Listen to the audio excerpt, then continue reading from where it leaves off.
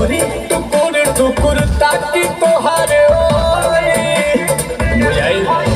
देखो के लिपस्टिक लगाई ले लोटस के फेशियल कराई ले एही से अजोरिया के चांद भइलू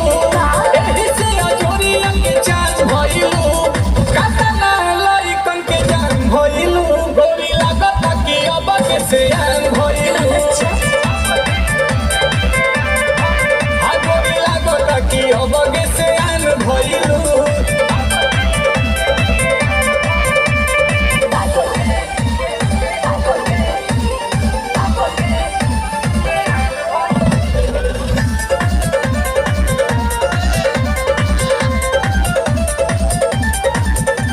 ब्रांड बाडू पूछी करेलू बात ऊंची मोबाइल बाटे मांड तहार बूची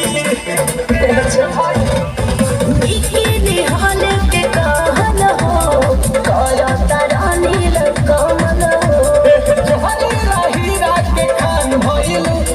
जोहरी हीरा के खान भइलू रतना लही कन के जान भइलू गोरी लागता कि अब के से आन भइलू लागता कि अब के से आन भइलू देखी हो पगला मत जइबो